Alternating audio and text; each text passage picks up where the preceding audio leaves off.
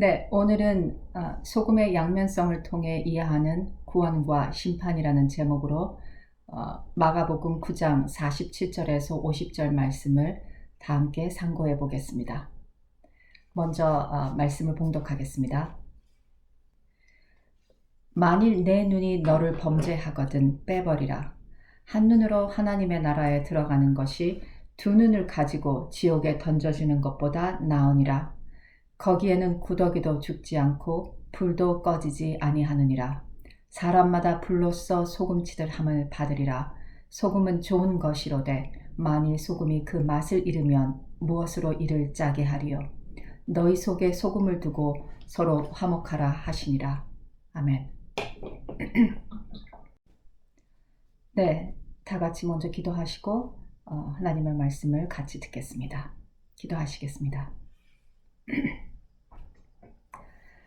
살아계신 하나님 아버지, 주께서 오늘 이 시간 허락하여 주셔서 말씀 가운데서 하나님 아버지를 드러내시고 우리의 마음에 주를 사모하는 마음을 더하여 주시니 감사합니다.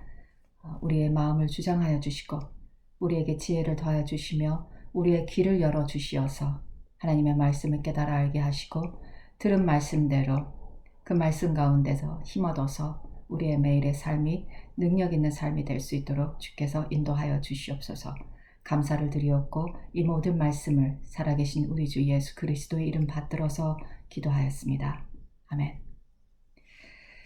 네, 오늘 이 마가복음 말씀은 많이 굉장히 유명한 말씀이어서 이 성경 본문 말씀을 들으셨을 때 아마 교회 생활을 오래 해오신 분들은 아마 대략 생각하셨을지 모르겠어요. 저 목사가 오늘은 어떤 설교를 하겠구나 하고 하지만 마음을 모으시고 집중하셔서 하나님께서 부족한 저에게 어떠한 깨달음을 주셨는지 다시 한번 우리가 말씀 가운데서 마음을 낮추고 들어보심으로써 우리의 매일의 삶이 살아계신 하나님 아버지의 능력 가운데서 순종하는 삶으로 그리고 더 깊이 성숙한 삶으로 그리고 이 세상 임금인 사탄의 괴계에 속아 넘어가지 아니하는 참된 그리스도의 군사로 살아갈 수 있는 길을 우리가 하나님 아버지께 다 같이 소원하시면 좋겠습니다. 오늘 이 본문 말씀은 두 부분으로 나뉠 수 있겠어요. 먼저 9장 47절, 48절, 49절 이렇게 앞부분 세 구절로 나뉘겠고 이 부분은 소금의 좀 부정적인 면 그래서 심판의 부분, 소금의 비유를 통해서 심판에 대한 말씀을 하고 계시고 그리고 뒷부분 50절 말씀은 소금의 좋은 부분, 소금을 통해서 우리에게 약속하시는 하나님의 은혜가 무엇인지를 우리에게 알려주시는 이렇게 두 가지 측면으로 나눌 수 있겠습니다. 먼저 47절에서 49절 심판의 소금 부분부터 우리가 함께 살펴보도록 하겠습니다. 47절에 보면은 지옥이라는 단어가 나옵니다. 이 말씀을 우리가 이렇게 들었을 때 두 눈을 가지고 지옥에 던져지는 것보다 나으니라 그리고 사람마다 불로써 소금치듯 함을 받으리라 이런 말씀을 들었을 때 대부분은 이 지옥이라는 부분을 우리는 예수 믿기 때문에 나하고는 상관없는 말씀, 믿지 않는 자들에게 경고하시는 말씀 그래서 우리가 더 전도에 힘써야 되고 그렇게 지옥불에서 우리 가족들이 혹은 우리 이웃이 고통받지 않도록 전도해야 된다라는 그런 말씀으로 많이 이해하고 있습니다. 이 부분을 우리가 지옥은 죽어서 가는 곳이지요. 하지만 지금 이 오늘의 본문의 말씀을 보면은 반드시 이 지옥이 꼭 죽어서만 가는 곳이 아닐 수도 있다라는 것을 우리가 알 수 있습니다. 47절에 나오는 이 지옥이라는 단어를 헬라어로 보면은 게헨나라고 합니다. 신약 성경은 그릭, 헬라어로 쓰여졌어요. 이 게헨나라는 단어는 영어로 헬이라고 번역이 되어졌고, 그리고 그 전에 구약에서는 이 게헨나가 게벤 흰놈 혹은 게흰놈이라는 단어로 나와요. 게흰놈이라 하면은 흰놈의 골짜기라는 뜻이고, 게벤 흰놈, 벤이 들어가면은 흰놈의 아들의 골짜기라고 번역이 되어질 수 있습니다. 먼저 구약 성경, 그러니까 신약보다 먼저 쓰여진 이 게헨나라는 단어가 구약에 먼저 게벤 흰놈이라고 나오기 때문에 구약에서는 어떻게 이 게벤 흰놈이 어떻게 쓰였는지, 어디에 나오는지 먼저 한번 찾아보도록 하겠습니다. 예레미야서 7장 29절에서 33절까지 말씀입니다. 너의 머리털을 베어버리고 벗은 산 위에서 통곡할지어다. 여호와께서 그 노하신 바 이 세대를 끊어버리셨음이라. 여호와께서 말씀하시되 유다 자손이 나의 눈앞에 악을 행하여 내 이름으로 일컬음을 받는 집에 그들의 가증한 것을 두어 집을 더럽혔으며 흰놈의 아들 골짜기에 도배사당을 건축하고 그들의 자녀들을 불에 살랐나니 내가 명령하지 아니하였고 내 마음에 생각하지도 아니한 일이니라. 그러므로 여호와께서 말씀하시니라. 날이 이르면 이곳을 도벳이라 하거나 흰놈의 아들의 골짜기라 말하지 아니하고 죽음의 골짜기라 말하리니 이는 도벳의 자리가 없을 만큼 매장했기 때문이니라. 이 백성의 시체가 공중의 새와 땅의 짐승의 밥이 될 것이나 그것을 쫓을 자가 없을 것이라. 아멘. 유다의 아하스 왕 시대에는 이 흰놈의 아들 골짜기에 바알의 우상을 만들어 놓고 그곳에다 제사를 지냈어요. 그것뿐 아니라 유다 족속들은 더 나아가 암몬 족속, 이방 족속이죠. 암몬 족속이 섬기던 몰렉이라는 신이 있었어요. 그 신의 사당, 도벳이라고 이름하는 그 신의 사당을 이 골짜기에 지어놓고 제물을 바쳤어요. 자신들의 원하는 것을 얻기 위하여 혹은 자신들의 죄를 용서해 달라고 제물을 바쳤는데 그 제물이 누구냐면 자신들의 자식들이었어요. 본인들의 아이들, 자식들을 산채로 죽이지도 않고 산채로 묶어서 거기에 불로 태워서 번제를 드린 거죠. 말하자면 그곳에서 제사를 지냈어요. 그럼 그 아이들은 뜨거워서 도망가지도 못하고 묶여있기 때문에 도망가지도 못하고 비명을 지르며 죽어갔습니다. 그곳이 게벤 흰놈이라는 골짜기입니다.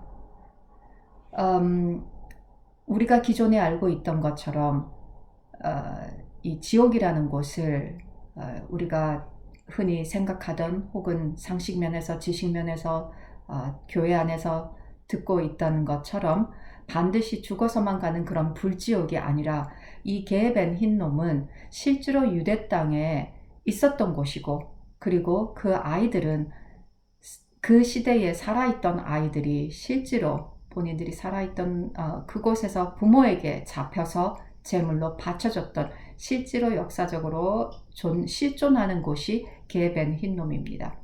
그러면 우리가 이 마가복음 9장 47절 말씀을 예수께서 실제로 그 당시에 우리에게 말씀을 하셨는데, 우리가 그 시대로 돌아가서 예수께 지금 우리가 이 말씀을 듣는다고 한번 생각해보고 말씀을 읽어보지요. 이 지옥이라는 단어 대신에 게헨나를 넣어보겠습니다. 만일 내 눈이 너를 범죄하게 하거든 빼버리라. 한눈으로 하나님의 나라에 들어가는 것이 두 눈을 가지고 게헨나에 던져지는 것보다 나으니라. 예수께서 2000년이 지난 지금쯤 우리에게 얘들아 너네 죽은 이후에 불지옥에 가니까 지금 너희 살아있을 때 나를 믿어서 죽은 후에 지옥 가지 마라 라고만 이야기하신 것이 아니라, 지금 예수께서는 당신의 말씀을 듣고 있는 유대 백성들, 그들은 자신의 조상들이 어떤 죄를 지었는지 너무나 잘 알고 있는 사람들이에요. 그리고 자신들이 살고 있는 그 지역 옆에 실제로 있는 게벤 흰놈이라는 골짜기에 대해서 너무 잘 알고 있는 사람들이에요. 그런데 그런 그들에게 예수께서 말씀을 선포하실 때에 너희가 산채로 두 눈 가지고 게벤 흰놈에 들어가는 것, 게헨나에 들어가는 것보다 한 눈을 잃더라도 아버지의 나라 천국에 가는 것이 낫다라고 이야기하고 계시는 거예요. 그들에게 이 말씀이 꼭 죽어서 가는 지옥으로만 와닿았을까요? 저는 꼭 그렇지 않다고 생각이 되어집니다. 하나님께서 여러분에게 깨달음을 주시기 바라겠어요. 나중에 이 아하스 왕이 지난 이후에는 약 80여 년 이후에는 요시야 왕이라고 다시 나왔어요. 어린 나이에 8살이라는 어린 나이에 왕위에 올랐지만은 이 요시야 왕은 종교 개혁을 해서 자신의 그 선대 왕인 아하스 왕이 저지른 죄악을 하나님 앞에 깊이 회개하면서 말끔하게 청소를 했어요. 온 나라를. 그래서 그 게벤 흰놈 골짜기에 있던 아세라 목상들을 다 깨부시고 또 조각 신상들을 부수고 부어서 만든 그 주조 신상들을 다 부수어서 가루 만들었어요. 철저하게 가루를 만들어서 그 이방 신들을 섬기던 그 제사장들을 다 죽이고 그들의 무덤 위에 그 가루를 뿌리고 그 다음부터는 그곳을 그 유대인들은 이방인들을 개라고 불렀습니다. 그 이방인들의 죽음 무덤으로 만들었어요. 그야말로 철저하게 사람을 대상으로 하지 않고 그리고 나서 쓰레기 소각장으로 만들었습니다. 그러니까 철저하게 그 하나님을 버리고 떠났던 자신의 그 죄악들을 하나님 앞에 회개한 큰 개혁을 했지요. 그렇기 때문에 그 유대인들에게는 이곳이 어떤 곳인지 너무 잘 아는 거예요. 그리고 실제로 자기네들이 살던 그 나라 안에 한 부분이고요. 그런데 주께서 그렇게 말씀하시는 거지요. 사람마다 불로써 소금치듯 함을 받으리라. 네, 추어탕 좋아하시는지 모르겠는데 추어탕을 끓일 때 미꾸라지를 손질하지 않습니까? 미꾸라지 손질할 때에 굵은 소금을 이렇게 마구 뿌려서 미꾸라지를 깨끗하게 하면서 또 죽이기도 하고 죽게끔 두는 거를 보았는데 그때 미꾸라지를 보면은 온통 난리를 치고 고통스러워하면서 그리고 그릇 바깥으로 막 튀고 그러잖아요. 좀 비유하기에 끔찍하지만 사람마다 불로써 소금치듯 함을 받으리라 그렇게 말씀하세요. 그 미꾸라지들이 소리를 내지 않으니까 우리가 그 비명소리를 듣지 못하니까 다행스러운데 그 게헨나의 게벤 흰놈 골짜기에 아이들이 그렇게 묶여서 죽어가는 거가 불로써 소금치듯 함을 받으리라는 그 상황이라고 합니다. 네, 근데 이것이 좀 이제 굉장히 끔찍한 말씀이기는 한데요. 하지만 하나님께서는 우리에게 심판만 이야기하시지는 않았습니다. 시편 23편이 있지요. 우리 모두가 사랑하고 즐겨 암송하는 말씀인데 시편 23편을 저희에게 주셨습니다. 말씀을 잠시 읽겠습니다. 여호와는 나의 목자시니 내게 부족함이 없으리로다. 그가 나를 푸른 풀밭에 누이시며 쉴만한 물가로 인도하시는도다. 내 영혼을 소생시키시고 자기 이름을 위하여 의의 길로 인도하시는도다. 내가 사망의 음침한 골짜기로 다닐지라도 해를 두려워하지 않을 것은 주께서 나와 함께 하심이라. 주의 지팡이와 막대기가 나를 안위하시나이다. 아멘. 여러분, 여기에서 사망의 음침한 골짜기가 바로 게헨나입니다. 게벤 흰놈입니다.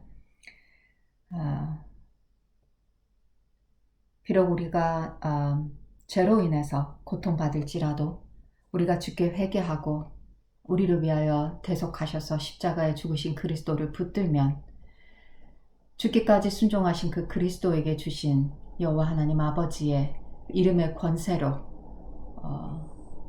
우리를 다시 회복하시고 구원의 길로 인도하시며 막대기와 지팡이로 우리를 안위하시는 하나님의 아버지의 사랑이 우리를 떠나지 않는다는 것을 잊지 마시기 바랍니다. 그러면 이번에 성경 47절, 마가복음 9장 47절의 다른 부분을 공부해 보겠습니다.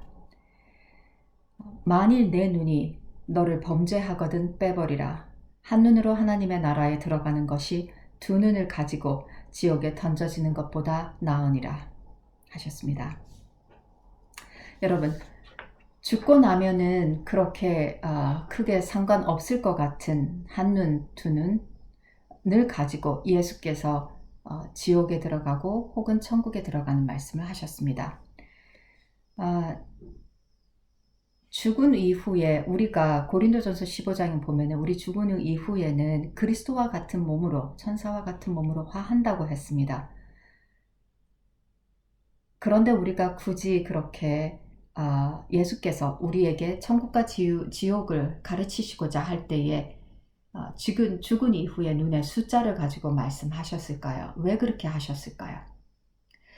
레위기 24장 10절에서 23절을 먼저 살펴보겠습니다. 이 부분을 이해하기 위해서 레위기 말씀을 먼저 잠깐 보면은 제가 24장 10절에서 23절 말씀 중에서 두 구절만 뽑아서 보겠습니다.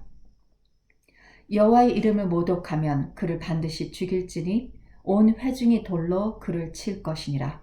거류민이든지 본토인이든지 여호와의 이름을 모독하면 그를 죽일지니라. 상처에는 상처로, 눈에는 눈으로, 이에는 이로 갚을지라. 남에게 상해를 입힌 그대로 그에게 그렇게 할 것이며. 아멘.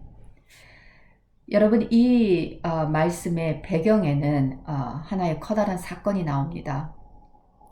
어머니가 이스라엘 여인이요, 아버지가 애굽 사람인 한 남자가 나옵니다. 이 남자가 여호와의 이름을 저주했습니다. 어마무시한 잘못을 저지른 거죠. 그리고 나서 하나님께서는 어떻게 말씀하셨어요? 이 남자를, 여호와의 이름을 모독한 이 남자를 돌로 치라라고 했습니다. 돌로 쳐서 죽이라고 하셨습니다.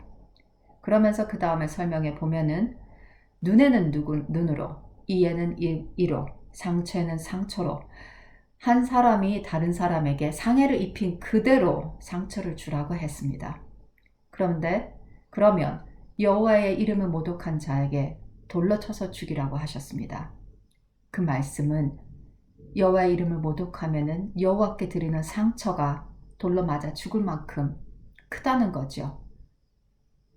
그로 인해서 여호와 아버지 하나님의 상처가 우리가 맞아 죽어야만이, 돌에 맞아 죽어야만이 갚을 수 있을 만큼 큰 아픔을 받으신다는 겁니다.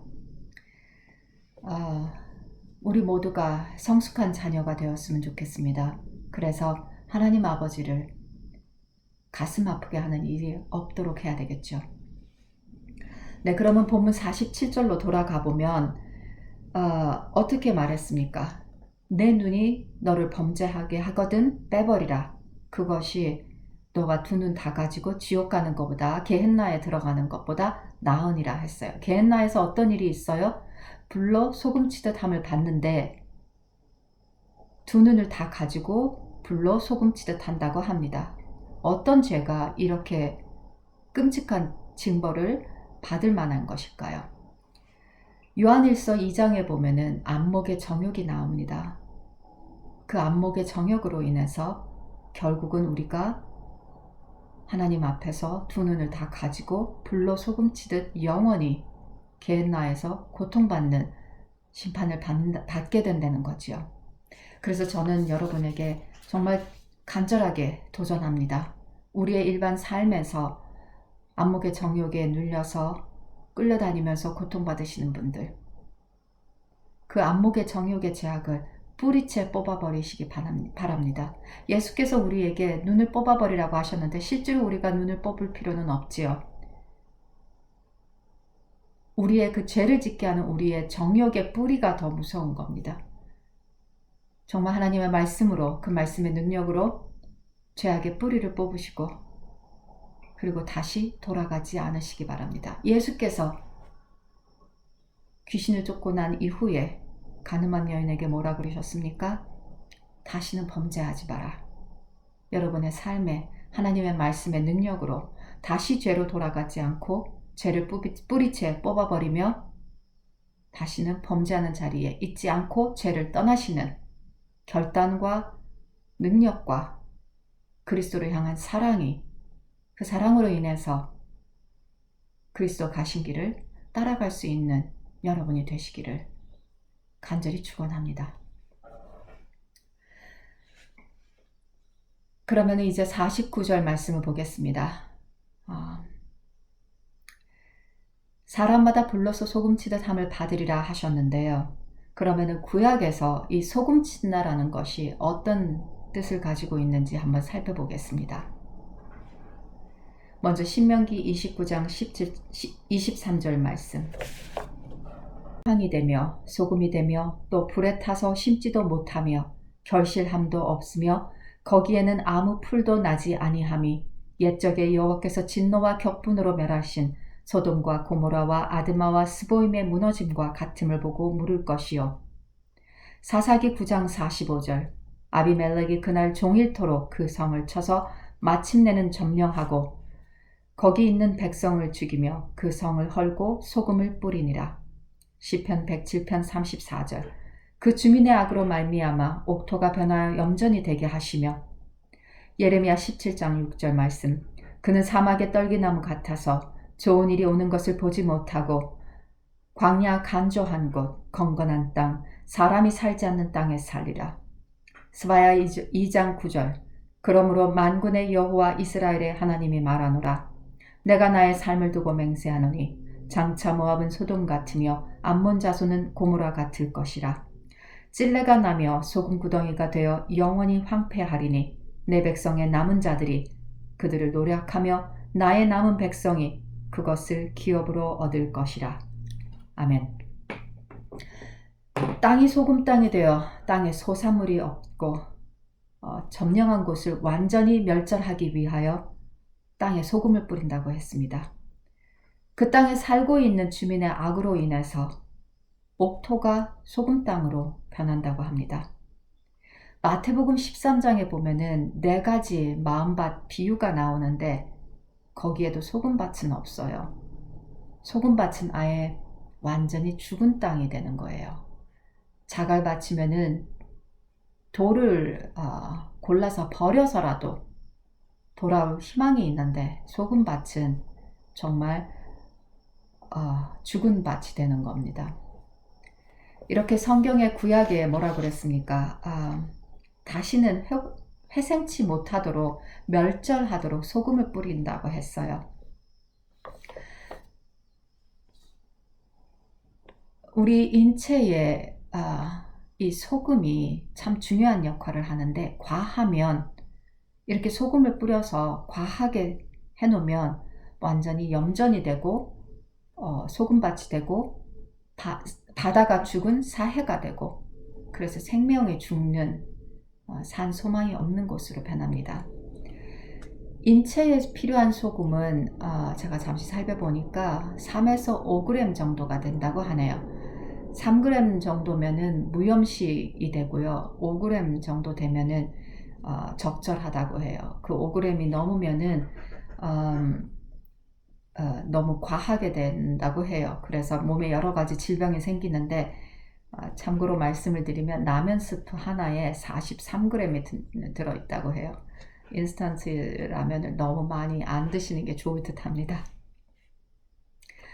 그런데 이 땅에 이게 소금밭, 땅에도 소금이 있지만은 좀 전에 말씀드렸던 것처럼 바닷물에 소금이 있는데 소금과 지각, 땅을 구성하는 그 원소를 무게별로 나누어 보면은 그렇다고 해요.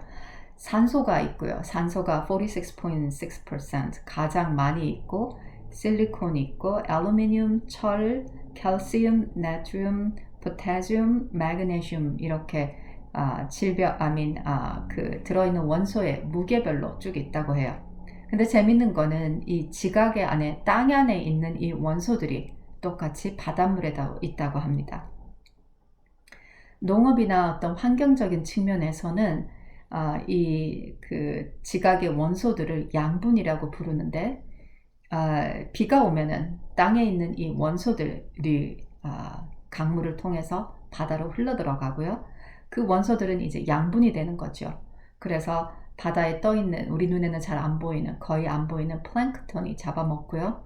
그리고 물고기들이 그 플랑크톤을 먹고, 그 다음에 바닷가에 사는 그 바다새들이, 물새들이 또한 이 물고기들을 잡아먹고, 그러고 나서 이 바다새들이 그 똥을 싸는 거죠.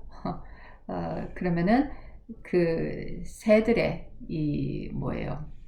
그 분비물은 비료가 되어서 다시 이제 그 바닷가에나 아니면은 그 주변에 식물들의 비료가 되고, 이렇게 해서 생태계가 유지가 된다고 해요. 먹이 사슬로 계속 이어져서 그렇게 생태계가 유지가 되어지는데, 이 소금은 생태계 유지에도 큰 이렇게 중요한 그 역할을 감당한다고 해요.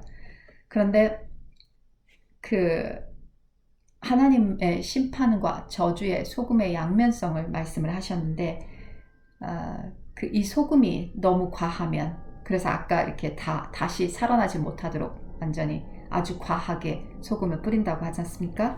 그러면 적절하게 들어가면은 우리 몸에도, 그리고 이 생태계 유지에도 소금이 꼭 필요하다는 걸 우리가 방금 찾아봤는데, 50절에 보면은 반대로 과할 때는 47절에서 49절 말씀처럼 다시 살아나지 못하도록 생명을 아주 다 멸절하는 그런 부분으로 비유를 드셨는데, 적절한 경우에는 50절 말씀처럼 좋은 것이라고 하셨습니다. 50절 말씀을 잠시 보면은, 소금은 좋은 것이로되 만일 그 소금이 맛을 잃으면 무엇으로 이를 짜게 하리요? 너희 속에 소금을 두고 서로 화목하라 하시니라. 앞부분에 소금은 좋은 것이로되 소금이 그 맛을 잃으면 무엇으로 짜게 하리요 하셨어요. 소금은 좋은 것인데 그 다음에 맛을 잃으면 어떻게 다시 짜게 하겠니 하시는 말씀은, 맛을 잃으면 좋은 것이 아니라는 거죠. 적절하게 짜면 좋은 것이라는 말씀입니다. 그러면은 적절하게 짜게 되었을 때 왜 좋은 것이라고 예수께서 말씀하셨을까요? 이번에도 구약 말씀을 먼저 보겠습니다. 레위기 2장 13절, 내 모든 소재물에 소금을 치라. 내 하나님의 언약의 소금을 내 소재에 빼지 못할지니 내 모든 예물에 소금을 드릴지니라. 민수기 18장 19절, 이스라엘 자손이 여호와께 거제로 드리는 것은 모든 성물은 내가 영구한 몫의 음식으로 너와 네 자손에게 주노니 이는 여호와 앞에 너와 네 자손에게 영원한 소금 언약이니라. 역대하 13장 5절, 이스라엘 하나님 여호와께서 소금 언약으로 이스라엘 나라를 영원히 다윗과 그의 자손에게 주신 것을 너희가 알 것 아니냐. 아멘. 여러분, 제사는 언제 드립니까? 우리가 하나님 앞에 범죄하고 그 범죄한 죄값을 갚기 위해서, 사실은 죄의 삭은 사망이라고 했습니다. 나의 죄로 인해서 사실은 내가 죽어야 하는데, 내가 대신 죽지 않고 대신 짐승을 죽여서 잡아 하나님께 제물로 바치는 겁니다. 그래서 그 짐승이 대신 죽음으로 인해서 우리의 죄가 없어지고 다시 여호와 하나님과 우리는 화목한 관계로 돌아가는 거지요. 그래서 하나님의 백성으로 남아있게 되는 것입니다. 그런데 하나님께서 이 소재물에 소금을 치라 하셨고, 또 모든 제물에도 이번 번제물에도 소금을 치라고 하셔요. 모든 예물에 소금을 드릴지니라 이렇게 말씀하셨지 않습니까? 그리고 나서 민수기의 말씀은 뭐라고 하셨어요? 제사장 그 가족들에게 이것은 너와 너의 후손에게 주는 나의 영원한 소금 언약이다. Covenant of Salt라고 말씀하시면서 이 소금친 제사 예물이 영원히 너와 너의 후손들에게 먹을 양식으로 준다고 하셨습니다. 12지파 중에서 레위기들은 레위 자손에게는 따로 어떤 땅에 분깃을 주지 않으셨어요. 그들은 먹을 양식을, 그들의 분깃을 내가 곧 너의 분깃이다. 여호와 하나님께서 친히 분깃이라고 말씀하시면서 실제로 먹을 양식은 그들은 따로 일을 하게 하지 아니하고 제사에 바쳐졌던 소금친 제물을 그들의 음식으로 주셨어요. 역대하에 보면은 또 소금 언약으로 주시면서 이번에는 다윗과 그의 후손에게, 그의 자손에게 이스라엘 나라를 내 몫으로 준다. 영원히 다스려라 하시면서 하나님께서는 이 또한 소금 언약이라고 부르셨습니다. 이것이 무슨 뜻이에요? 왜 하나님께서 굳이 소금 언약이라고 말씀하셨나요? 간 보시느라고, 간 치시느라고 소금 언약이라고 하신 게 아니지 않습니까? 소금에게는 변하지 않은 성질이 있습니다. 소금은 무언가 다른 어떤 첨가물을 타지 않으면 그대로 두면 영원히 그 짠맛을 잃지 않는다고 해요. 그리고 또 반대로, 반대가 아니고 또 다른 방법으로는 맑은 물을 계속 100배를 더 타서 희석하면 소금물이 담수가 된다고 그래요. 그래서 무엇을 타서 소금 맛을 변하게 하든지 아니면 아주 희석해서 짠맛을 잃어버리게 하든지 그렇게 두 가지 방법으로 소금이 맛을 잃어버리는 경우가 있다고 해요.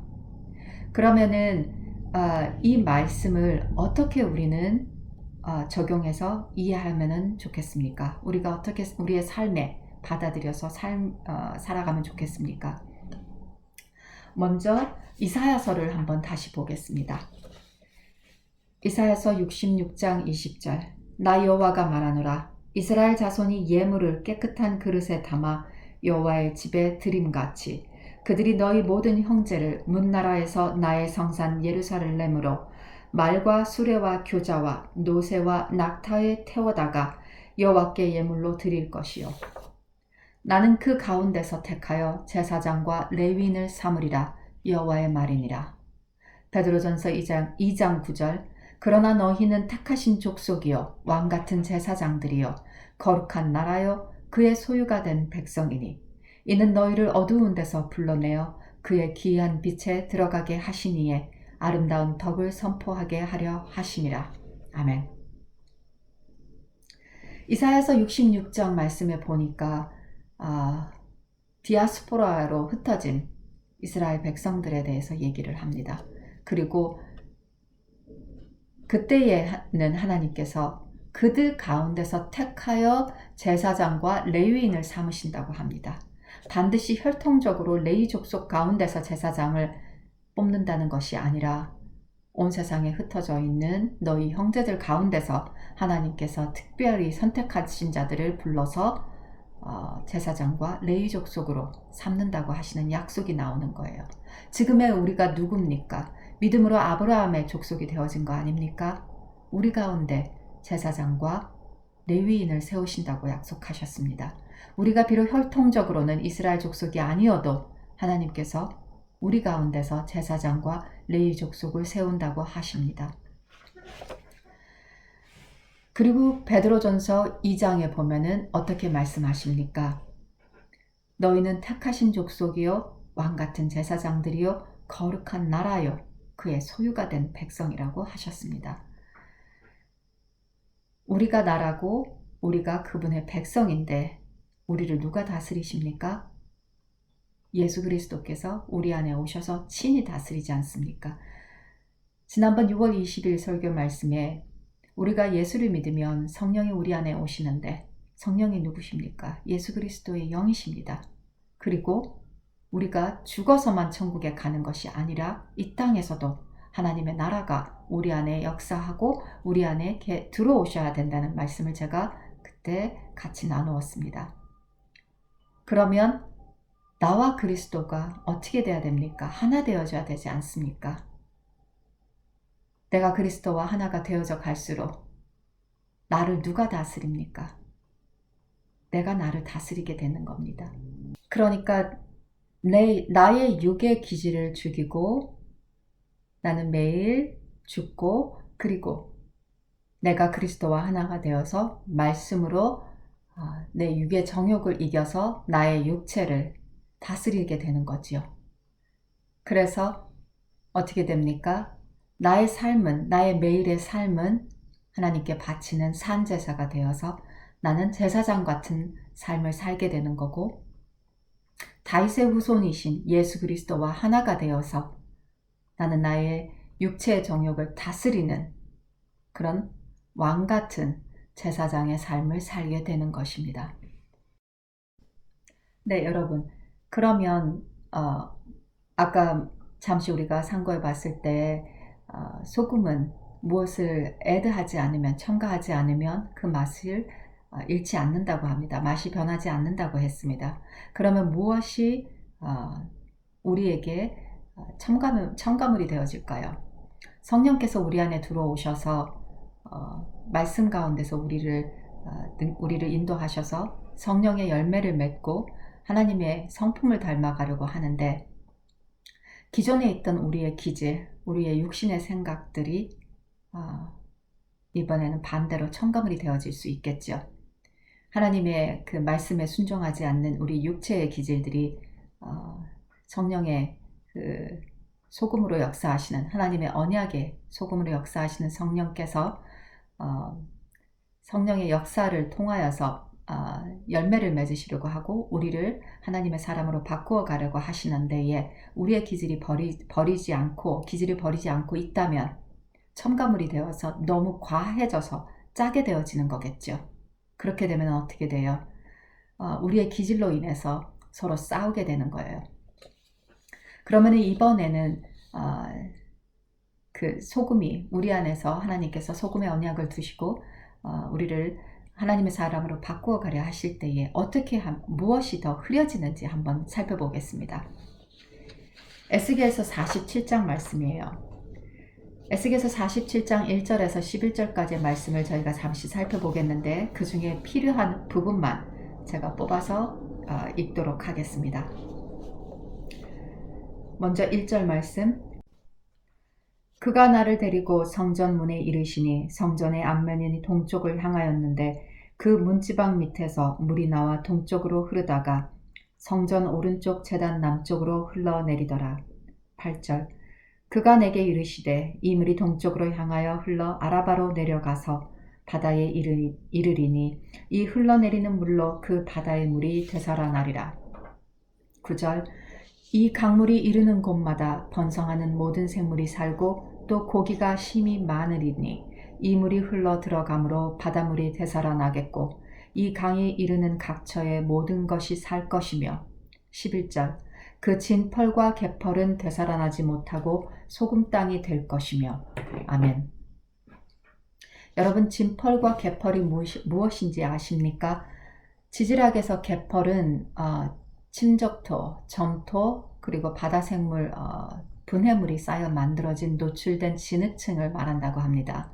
일반적으로 야생생물의 중요한 지역이 되고 그리고 다양성의 수준이 아주 높지는 않아도 많은 수의 개체를 부양한다고 합니다.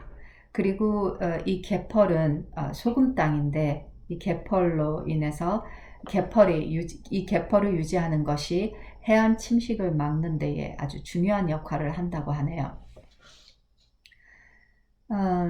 하나님께서 에스겔 선지자에게 예언의 말씀을 주시는데 사해에 대해서 얘기를 하셨어요. 사해는 너무 소금의 농도가 진해서 농도가 강해서 모든 생물들이 바다 생물들이 다 죽었는데 성전 동쪽에서 나오는 생수의 그 물이 생수가 흘러서 이 아라바 바닷가에 들어가서 사해를 다시 회복한다고 예언의 말씀을 주셨어요. 그런데 하나님께서 하나의 예외를 두셨어요. 진펄과 개펄은 그대로 소금물로 둘 거다. 이것이 얼마나 과학적인 하나님의 예언의 말씀이세요. 이 진펄과 개펄을 짠물로 둠으로 해서 이 바닷물이 너무 묽어져서 담수가 되어서, 물론 강물에 사는 담수어도 있습니다만은 여기는 현재 바다잖아요. 너무 이 바다가 묽어져서 바다에 사는 생물들이 다 죽지 않도록 적절하게 소금 농도를 유지하도록 진펄과 개펄은 그냥 짠 소금땅으로 두겠다고 하십니다. 이것이 어떤 말씀이세요? 우리가 우리의 삶에 성령의 열매를 맺어 가는데 하나님께서 절제를 두셨어요. 성령의 열매가 어떻게 되어 됩니까? 성령의 열매는 사랑과 희락과 화평과 오래 참음과 자비와 양선과 충성과 온유와 절제라고 했습니다. 하나님께서 성령의 열매의 마지막에 절제를 두시면서 우리가 참 지혜와 그리고 깊은 그 영성을 가진 하나님의 성숙한 사람들로 자랄 수 있도록 절제를 열매 맺는다고 하셨습니다. 그러면은 그 50절 말씀을 다시 한번 우리가 되새겨 보면은요, 소금은 염도가 적절하면 좋은데 무엇을 첨가해서, 아까 말씀드렸죠, 우리의 기질을 그대로 남겨둔 채 성령의 열매를 맺으려 한다면은 그것이 결코 쉽지 않습니다.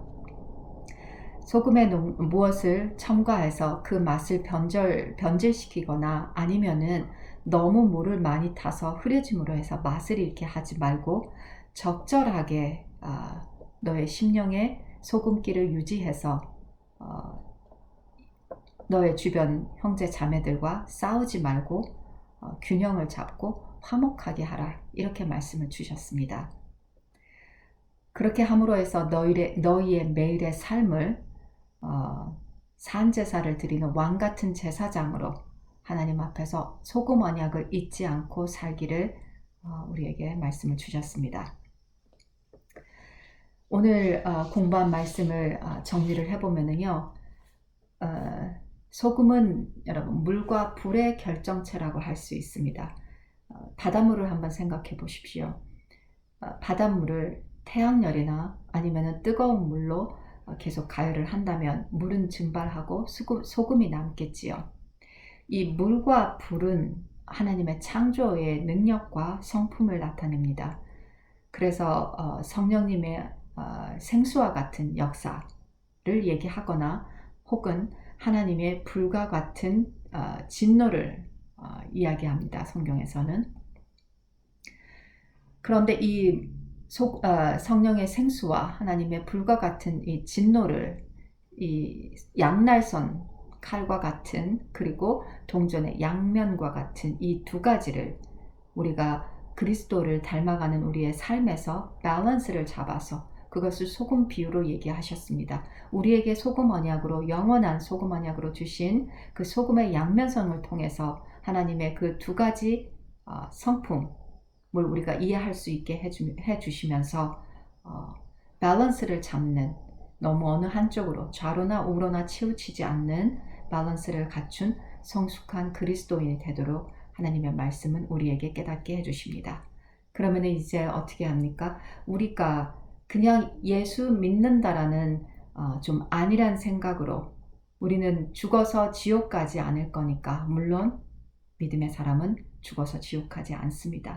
하지만 이 땅에 사는 동안에도 우리가 훨씬 더 지금보다 더 성숙한 그리스도인으로서, 그리고 이 땅의 임금이 누구라고 했습니까? 세상 임금은 사탄이라고 했거든요.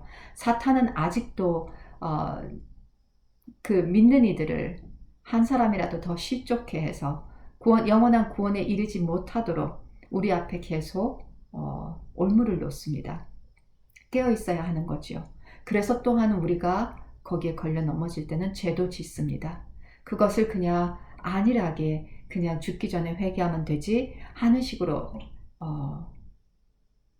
나약한 그리스도인이 되는 것이 아니라 깨어 계셔서 이 하나님의 이 두렵고 떨리는 말씀이 실제 우리가 이 땅에 살아서도 우리 삶에 적용될 수 있다는 것을 잊지 마시고 언제나 겸손된 마음으로 하나님의 말씀의 능력으로 살아가시는 여러분이 되시기를 바랍니다. 그러면 기도하고 오늘의 예배를 마치겠습니다. 살아계신 하나님 아버지, 오늘도 우리의 눈을 여셔서 가려진 말씀을 우리가 깨달아 알게 하여 주시니 감사합니다.